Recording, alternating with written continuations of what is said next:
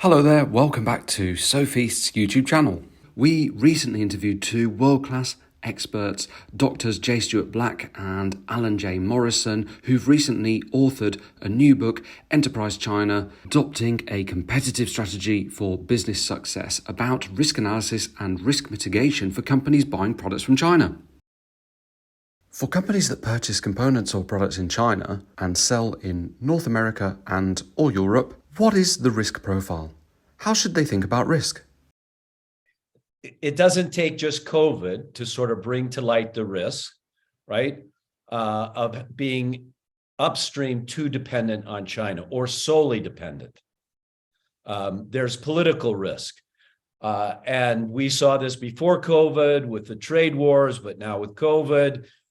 Look, you would be unwise to think that going forward, China and everybody else is going to get along. There won't be political risk, and therefore you can be highly dependent in your value chain upstream in China, and you don't need to diversify. I think there's tremendous risk in that.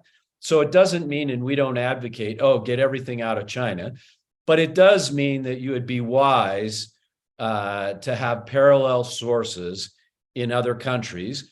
And the good news is, except for a few things, there are alternatives to China. So the downside, and this is really important and goes back to Alan's point about the network, it's not just the raw materials, it's not just the labor costs, where China makes it really difficult to go to Vietnam or the Philippines or someplace else, is the infrastructure that China has put in place. China has spent more on physical infrastructure over the last 20 years than Europe and the US combined. Okay, so the ports in China now are some of the most efficient ports in the world. The rail lines, the roads, etc. So that makes the movement of those upstream goods much more efficient. So if you say, hey, the cost to produce or assemble something is X in China, and it's X minus 10% in Vietnam, that's only one factor, and in the end may not be enough to offset. But to that, you've got to add a little bit of risk analysis, and therefore there are very few places or very few industries and upstream value chains where you would say it's not wise to have some diversification into other markets. Companies that are manufacturing products in China and selling in the USA, Canada, UK and Australia are afraid of a growing tension between those countries. What should they do? I think one thing we want to emphasize, and we talk about a lot in the book, is it really depends on the company's strategy and why and how they're using their supply chain. If my company, for example, is importing, salt and pepper shakers from China, finished products, low technology, these are not at risk, we don't think, of major disruption. The Chinese are going to continue to make them. It doesn't mean you shouldn't look at diversifying the factories you buy from. These are low risk imports. Because they're likely to be targeted by tariffs. The issue of risk is ultimately how embedded is the technology, and can you easily shift to different suppliers, not just the single supplier, but the whole ecosystem of suppliers, where you have the suppliers to the suppliers.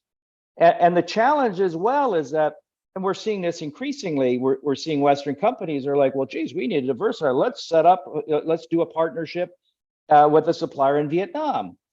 And they go to that supplier in Vietnam, and what they don't realize, at least initially, is that that supplier is 32% owned by the Chinese company that they were just partnering with.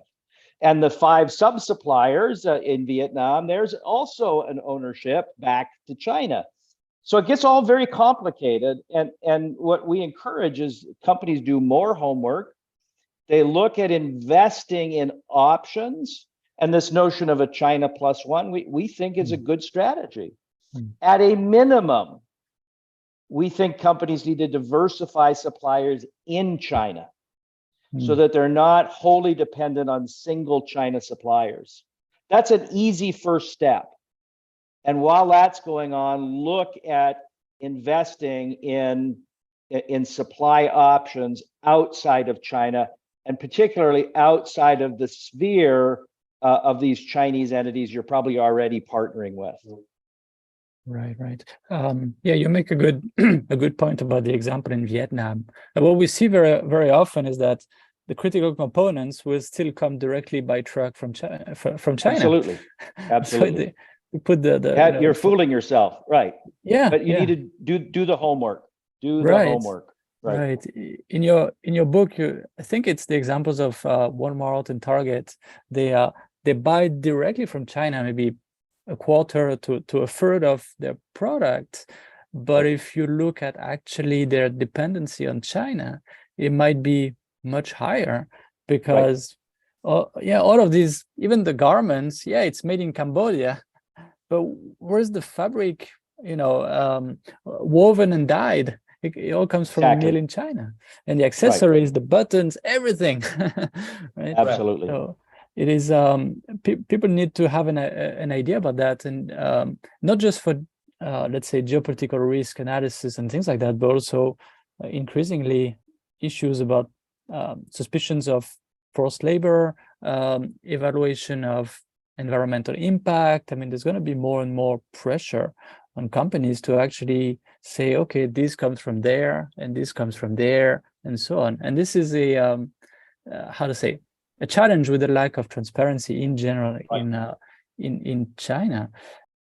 People have been talking about China plus one and China plus many for a long time. A new term, Zero China, came up recently. What do you think about it? Yeah, well, first off, we talk in the book about if you're in China and you're serious about the China market, and this is a differentiating between using China as a factory for the world to looking at China as a market. And in some sectors, it is the single largest market in the world for example, many luxury goods and so on. If you are serious about being in China for China, then sourcing in China is a relatively low risk, high return kind of approach. Once you move outside of China, now, if Honda is saying we want zero exposure to China, I would say first off that it's essentially impossible to have a zero exposure to China.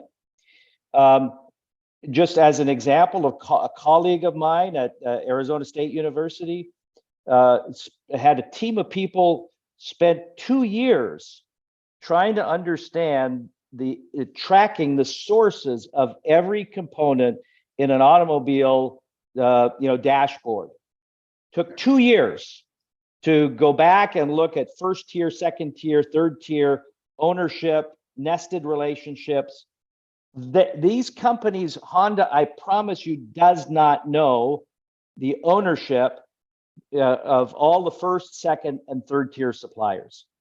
It doesn't know them because there are tens of thousands of them, and they're mostly opaque. And so to suggest that as a target, I think is actually distracting. Now, you could say we want to reduce it, we want to reduce our exposure, but again, it's exposure to things that are that are at risk. There are many products and components that are really of low risk of being disrupted through trade, through tariffs, through political machinations. I would be focused on the high value add, high technology, where these are the industries targeted by the Chinese. I'd be much more concerned about those products and segments. Wow. Yes. Thoughtful response. Thanks. Thanks again to Drs. Black and Morrison for joining us in what was a very entertaining interview. Don't forget you can purchase their book, Enterprise China, from all good booksellers from December the 1st, 2022. Thanks for watching Sofeast's YouTube channel once again.